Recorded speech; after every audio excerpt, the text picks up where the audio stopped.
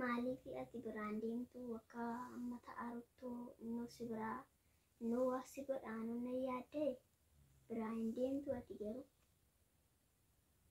biraa eessan deema qoya maalati akkoo koo biratti gella lama taane akkoo koo biratti gella akka amma ta'arutti waan godhe lamman keenya kaleessa lamman keessan deemaa arguun barbaadu jedhe akka inni kaleessa si darbatettan waa taatansee malee nagaa taatansee yeroo ani kana dhugaadha ta'ee beekuu garuu ani yeroo ati arabaa dhuftee na dhokattes anis sitti aaree isa sitti aareen jira maaliif arabaa galtee anaan na dhokatte akka jirtus akka arabaa galtee maal na dhokatte maal na dhoskite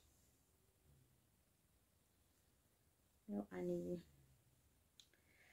arabaa galee si dhokadhe toon taane haaluma jiru beekta haaluma tokko amma sirratutti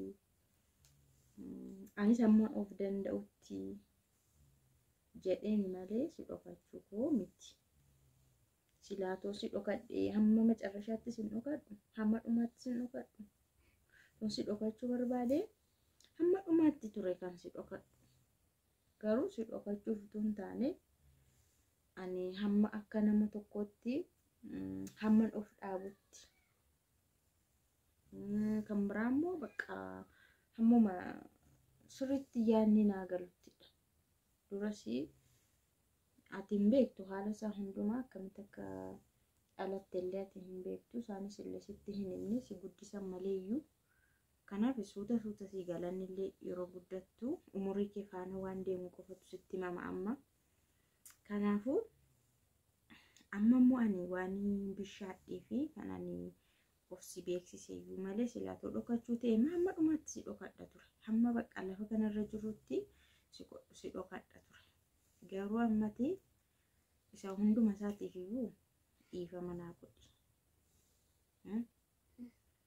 akka jiraatti dhiifamaan godhuu jedhee kannitti akkas ta'e otoo hin taane ati ijoolleedha waan ta'eef ati dhiifama naa godhi garuu immoo hin deemnaa isa jetteef ijoollee isaan kana hoshi kakuu fi naaf eekamu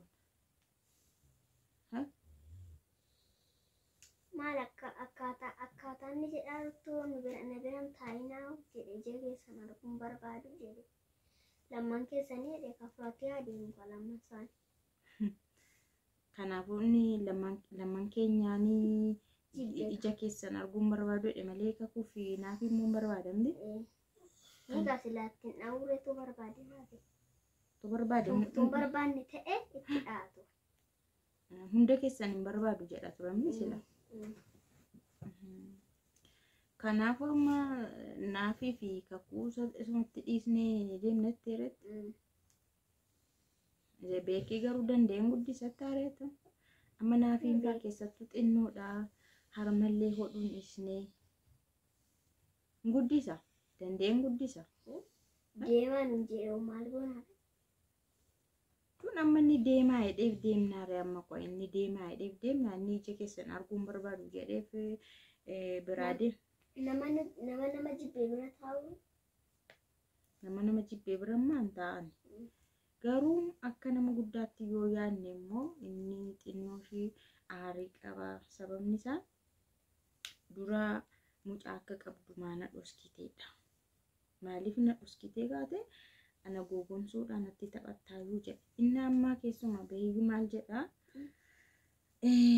akkatti waan si dhiisu miti jedhe inni ganaayyuu na doorsiseera bar akkanatti waan si dhiisu miti kanachuun egaa hin beeku waan inni godhuudhaaf taa'ullee waan inni irratti hojjetuuf taa'ullee hin beeku anamma kana yeroo taa'ee as yaadu baay'ee yaaddee maal dhuma irratti maal na godhuu barbaade akkatti si dhiisu yeroo jedhu maal na godhuu barbaade jedhee yaaddee iyyuuti yeroo kana yaadu immoo dhuguma biraa deemuu qaba jedhee yaada karaa tokko immoo ijoollee isaan kunis immoo akkamitti akka isaan jaallatan amma atu amma dhufteetti argiteettan jira kana amma keessattuu naafiin faa hin gaggafa yeroo arguun yeroo inni galu amma ijoollee kana yoo an dhiisee deeme ganaa xixinnoodhaan nu danda'een guddisu. Yoon fuudhee deemes rakkoodha. Dhageesse. Kanaafuu amma yeroo muraasaatti waan dhufu hundumaa dandamannee amma yeroo muraasaatti obsinee eegna. Si gale atillee maasittiin dhaga'aminiiti. Bakka amma kun yeroon kun yeroo wal'aansooti beekta. Yeroon kun yeroo wal'aansooti. Yerootti bakka waan hundumaa keessa darbine hamma injifannutti jechuudha. Amma gaafa injifannutti uumaa tokko sittiin dhaga'aminati. Tokkoffaan kan waadaa sii galu kan ani waadaa sii galu jechuudha. Kanaafuu ani meeti yoonni ishii jedhee maayinfaa dhufanii dubbatanii dubbiin kun waliigaltee argatee nagaa argate okay wajjinuu jiraanis hundi keenyayyuu yoommoo inni akkanumaanii bakka didee waan hundumaa didee immoo ateessayyuu hin deemtu bakka ani waadaan sii galu jechuudha. Sii gale akkasumatti hin jiraanne malee jechuudha. Sii galeera garuu jechuudha guyyaa muraasaa fi yaada isaa ilaaluudhaa fi hiriyaa koo bira siin geessa. Achi si kaafu osoo hin taane yaaduma isaa ilaaluuf nama qoruun jiramte amma fakkeenya waan ta'e godhanii nama qoruun jiramte akka sanaatti jechuudha. Isa ilaaluuf yaada isaa ilaaluu fi guyyaa lama isaa ta'uu tokko isaa ta'uu sadii isaa ta'uu hiriyaa kiyya bira siin geessa. Uumaa tokko akkasittiin dhagahamne yoom akka ta'e garuu hin beeku. Guyyuma kana lamaan kana keessa hiriyaa kiyya bira si geessee waan inni jedhu ilaalachuudha gaafadhiisa. Akkasumatti lolamaa lolaa jiran jechuudhaas akkam lolamaa akkattiin immoo ta'are lolamaa akkattiin balaan bu'aan ta'u.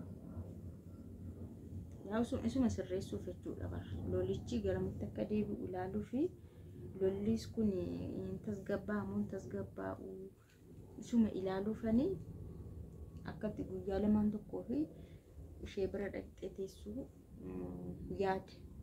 Isa booda lolli kun akkanumatti itti fufa yoo ta'e nuyi murtee mataa keenya murteeffanna. Namadha waan ta'eef nunis akkasitti lolamaa hin jiraannu, jeeqamaa hin jiraannu, dhiitamaa hin jiraannu, kabalamaa hin jiraannu. Si gale garuu yaaliidhaaf ilaaluudhaaf yaada isaa jechuudha. Guyyaa lamaa fi ishee bira siin geessa.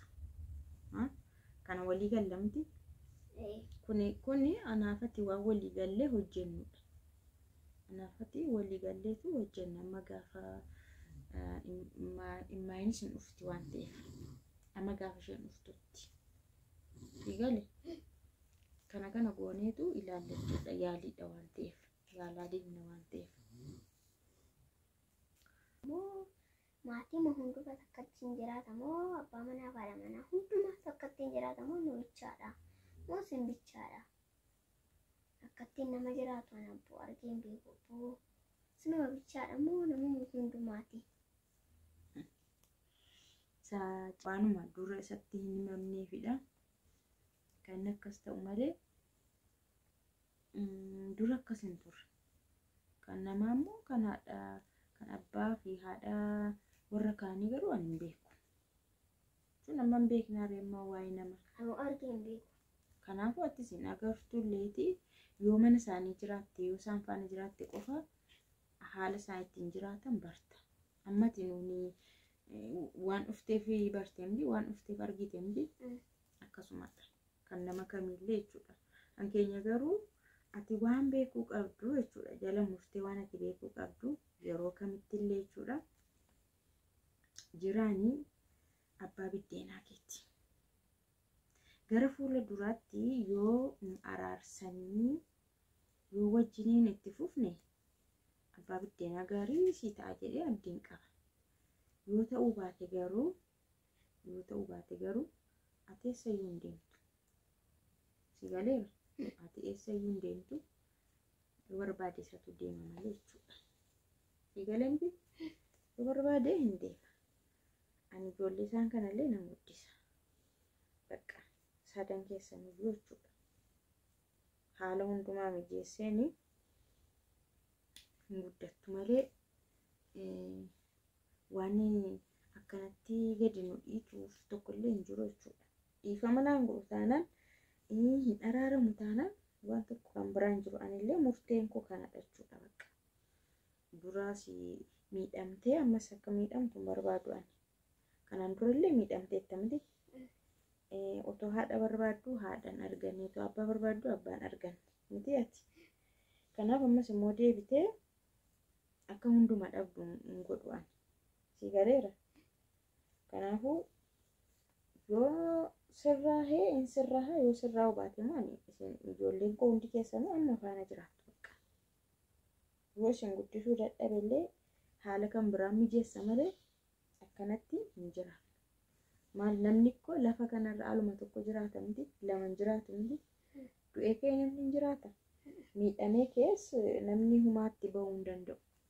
Kanaafuu jiraan immoo doorsisni isaayyuu baay'ee siireesiidha jechuudha. Baay'ee ulfaataadha waan inni yaada yeroo akka inni tilmaamutti jechuudha. Anarratti waan inni yaadu. Kanaaf yeroo gabaabaa keessatti haalli kun hin sirratu taanaan bakka. Anillee murtee mataa koo murteeffadheeni walumaanii itti fufnee jiraanna. Atillee hin dhiphatin. Garuu waan ani irra deebi'eesitti immoo waan tokko yaaliidhaaf jechuudha. Yaada isaa ilaaluudhaaf innis amma fakkeenyaaf isa biraas yoo deemne isarraas yoo adda baane kakuu fi naafiin illee isa baay'ee barbaadu waan ta'eef isallee akka salphaatti murteessinu si galeera miti akka salphaatti murteessinu dafne akka sirriitti itti yaadamee obboloonni koo dhufanii maazariin dhuftee waan hundumaa sirreessanii ilaalanitti murteerran gee isa boodadha kan murtaa'u jechuudha. Maaliif isaaniifis abbaa isaanii waan ta'eef boriiftaan baay'ee rakkisaa ta'a jechuudha. Isaanillee abbaa barbaadu bor olu yeroo kaanii ammayyuu barbaadu yeroo sirriitti guddatan immoo abbaa barbaadu. Kanaaf waa'een abbaa immoo baay'ee ulfaata waan ta'eef salphaatti murtaa'u si galeera miti. Atamma fakkeenya waaqni sirreessa. Shi atiin dhiphatiin maas yaaddeenii hin nahiinis hin sodaatiinis wanti kamillee hin sirrata. Shi garuu ani utuu amma biraa deemne natti tolan baay'ee sodaadhe. Baay'ee tokko sodaadheni ikkoo waan akkasii argeen beeku. Maa sodaatta reetti amma jechuun inni amma aariidhatu akkana isa godha na gowwomsitee kan jedhu faatu akkas isa godha malee koo hamaa ta'e miti bara. Hamaa miti bara ikkoonni hammaatee miti bara. Garuu namni tokko dafee yeroo aaru bakka miira isaa akkanatti ibsata rukutuudhaan fa'aa ibsata. Si galeera malee hamaa miti bara jiraan hamaa hammaatee miti si galeera. Amma too yeroo kaanii haala kanaan miti ta'e nama biraa taatee dhuftee baay'ee nama garraa miidhan. Namni sirriitti beeka amala isaa jechuudha. Kanaafuu atillee akka isa hamaa tokkotti hin ilaalin. Akka waan bakka nama waa godhu wayittillee hin ilaalin. Si galee amma inni miira keessa jira aarii qaba. Amma tasgabbaa'uttidha waan hundumtuu amma irraa galutti. Malee akkanatti hin yaadinati. Waan akkuma bineensa wayii baqachuu yaaddan deetti. Akkana mitati dhiisi. Kanaafuu anuu cal jedheen dhiiseen ta'aaramti waan hin beekuufidha. Inni waan barbaade yoo jedhu gara fuulduraatti haa yaadullee malee anammatti ijoollee isaan kanaaf jedhee yaalii barbaachisu hundumaa nan godha. Maaliif ijoollee isaan kunis rakkoodha kan isaan immoo abbaa yoo dhaban. Hin ta'u miti akka salphaatti abbaa dhabu akka salphaattis haadhan dhaban. Yoo humnaa ol ta'e malee wanti sun. Kanaafuu akkanatti hubadhu siin jedha.